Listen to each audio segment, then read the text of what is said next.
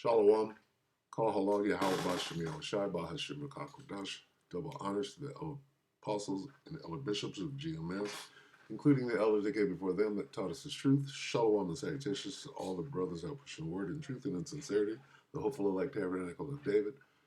To the Aquath that are listening, learn and be on a pillar of rest, the 144,000, one-third, the hopeful elect of Israel.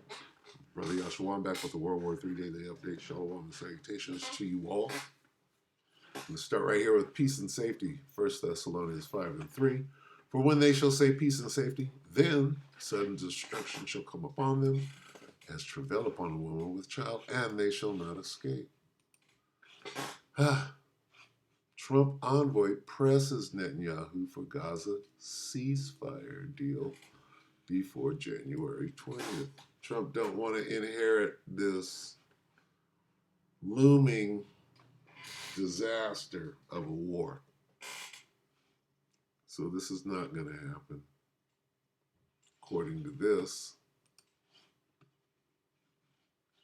peace and safety. Ceasefire. Nope. What's going to happen? Sudden destruction. Suddenly. So right when Trump gets into office. All right, so let's take a look at this. This is Al Jazeera English 1 hour ago. 4 minutes. Take it away. US President-elect Donald Trump's special envoy to the Middle East is in Israel as diplomatic efforts to secure a ceasefire in Gaza ramp up.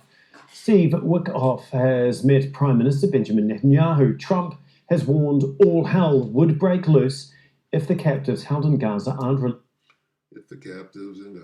released. What do you think? They're not going to be released and all hell is going to break loose. In time for his inauguration next week.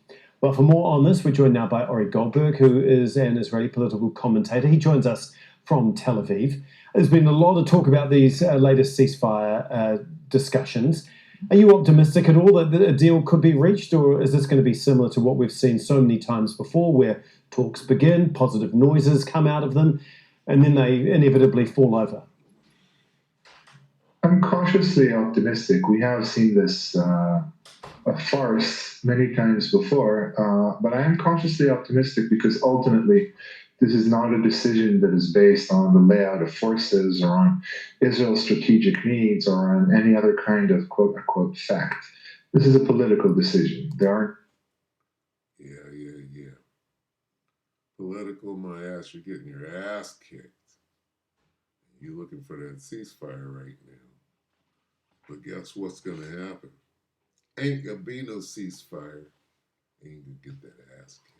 Or military achievements to be gained by Israel's genocidal campaign. Hamas obviously is no longer a threat to Israel. This is a political decision that must be made by Prime Minister Netanyahu, by the leadership of Hamas.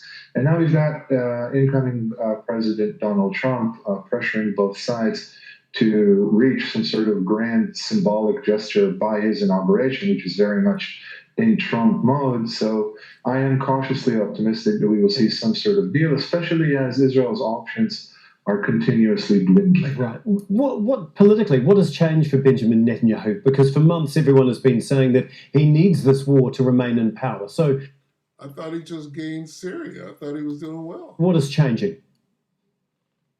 I think what is changing is his realization that in Israel, public opinion is slightly shifting, or to put it more accurately, the paradox that he has managed to sustain over the past 500 days or so is no longer tenable. What he managed to do is be immensely unpopular personally and generally thought of as no good, and his government thought of as an incompetent government.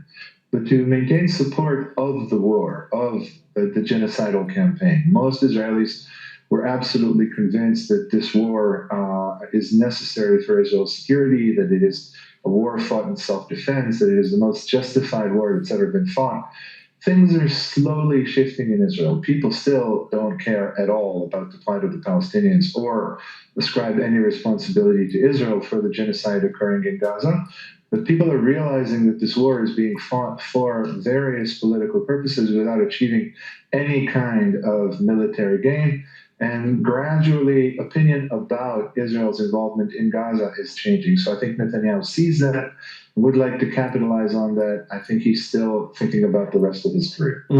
Militarily, strategically, you said that Israel doesn't really have anything left to achieve because it's destroyed so much, especially in the north. So, what exactly is the Israeli military, as well as the government, actually saying it is trying to do now, 15 months on?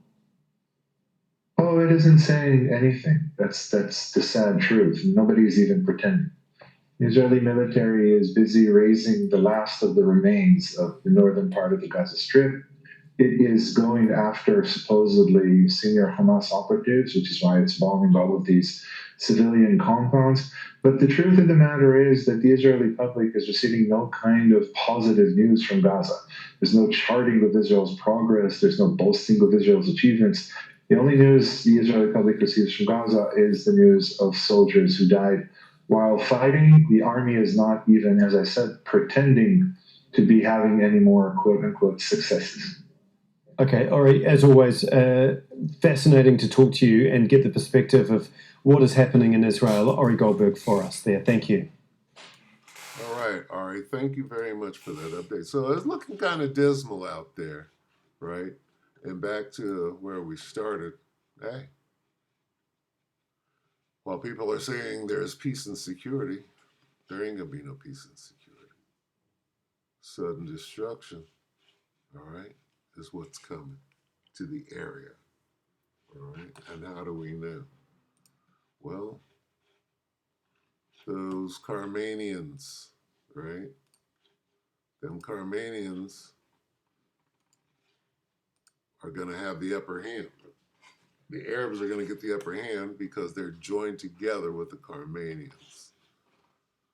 2 Ezra 15 and 28, behold, a horrible vision in the appearance thereof from the east, where the nations of the dragons of Arabia, the Arab nations, shall come out with many chariots, and the multitude of them shall be carried as the wind upon the earth, that all they which hear them may fear and tremble. Also the Iranians, Carmanians, raging with wrath, shall go forth as the wild boars of the wood, and with great power shall they come and join battle with them, with the dragons, the Arab nations. The Persians, together with the Arab nations, with great power shall they come and join battle with them, and shall waste a portion of the land of the Assyrians, and then shall the dragons have the upper hand, remembering their nature. So we already know from what was just said, we know who's going to win. It's going to go bad. It's going to go bad. It's going to come back. Who are the genociding gods? What is that? Who are they? Those are the dragons of Arabia, the Arab nations. The Palestinians, dragons, they're Arabs. Those are the sons of Ishmael. They're Arabs. Those are the dragons of Arabia. Right? And then shall the dragons have who's going to win? All right, so with that, we hope that the elect were edified. You brothers and sisters, shalom.